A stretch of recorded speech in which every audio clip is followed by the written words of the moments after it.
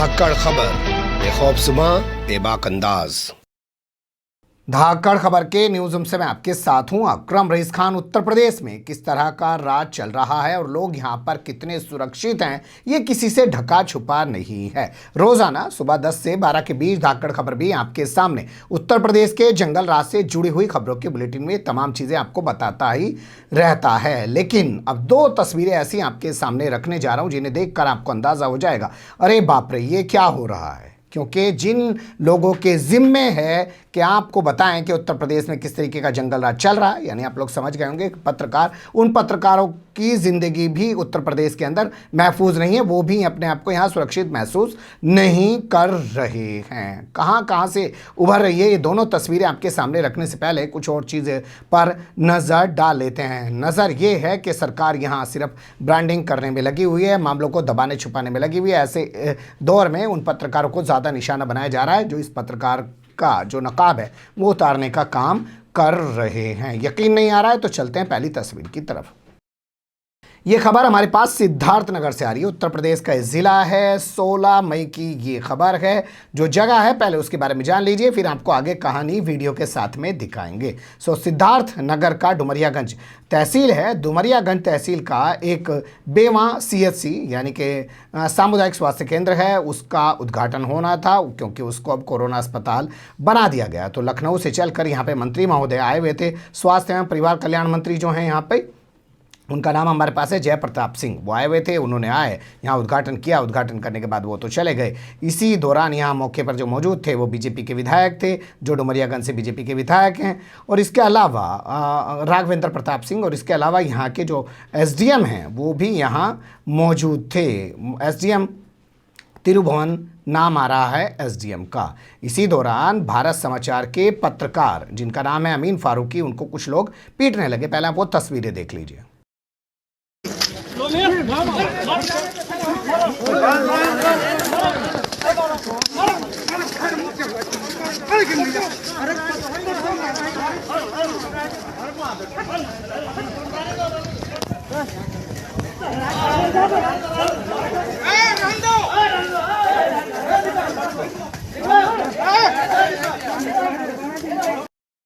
आप तस्वीरों में देख रहे होंगे यहाँ पुलिस वाले भी खड़े हैं, पुलिस वालों के सामने पीटा जा रहा है। लेकिन कहा यह जा रहा है कि यहाँ पे विधायक भी मौजूद हैं, यहाँ पे SDM भी मौजूद हैं और उनकी मौजूदगी में पीटा जा रहा है। पुलिस भी रोक नहीं रही है। कहा यह जा रहा है कि SDM और विधायक के जो गुर्गे हैं वही असल में पत्रकार अमीन फारूकी को पीट रहे हैं। इसके बाद पुलिस ने और भी बड़ा काम कर दिया, पत्रकार को उठाया, ले जाकर हवालात में कई घंटे तक डाल दिया। जब पूरे मीडिया में खला मचा, उसके बाद जाके पत्रकार को रिहा किया। कोई पत्रकार के खिलाफ तहरीर किसी ने भी नहीं दी थी। इस मामले में पुलिस का पक्ष भी आया। पुलिस का कहना है कि नहीं, ये विधायक के और SDM के गुर्गों ने कुछ नहीं किया है, ये तो पत्रकारों में आपस में कुछ हो गया था, उसी के चलते ये तमाम कार्रवाई की गई और पीटने वाले भी पत्रकार ही हैं। इस तरीके की सफाई देने की कोशिश की गई।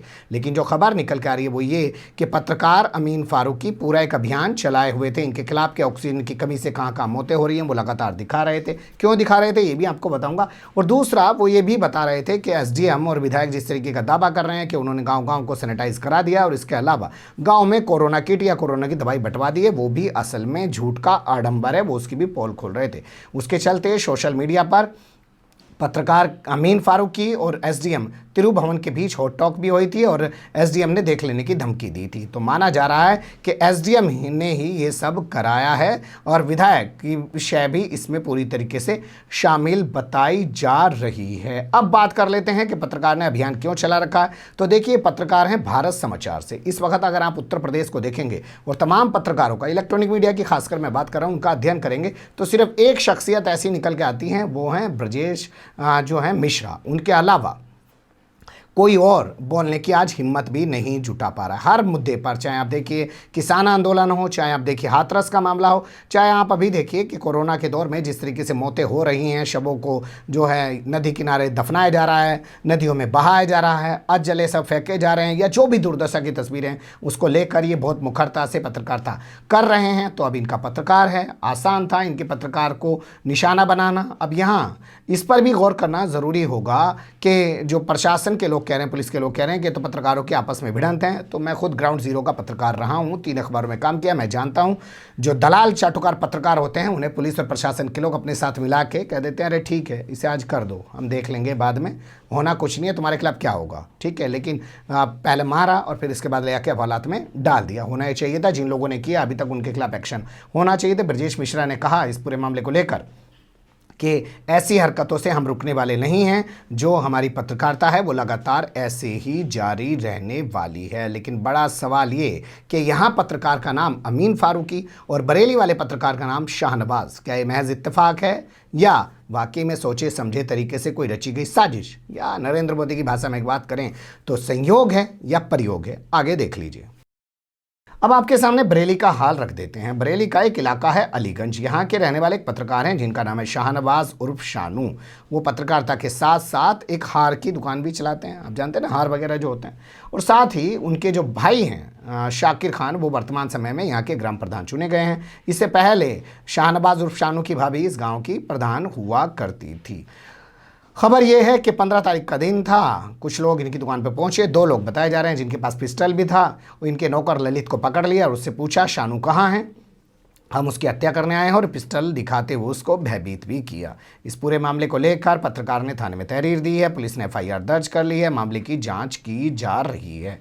2 चीज़ें इसमें निकल के आ रही हैं कि या तो चुनावी रंजिश के चलते पूरी वारदात को अंजाम देने की कोशिश की गई थी। मान लीजिए हत्या पत्रकार की जो की गई थी वो करने की कोशिश की गई थी, तो वो या तो चुनावी रंजिश के चलते की गई थी, वही सामने वाली पार्टी चुनाव हार गई, या इसमें यह है कि पत्रकार है और उसकी पत्रकारिता के खिलाफ जो है आवाज़, उसकी आवाज़ जो है बंद करने के लिए ये हत्या की जाने की कोशिश की गई थी। पुलिस ने FIR दर्ज कर लिए, जांच शुरू कर दी है, लेकिन अभी सुरक्षा वगैरह कुछ दी नहीं गई है।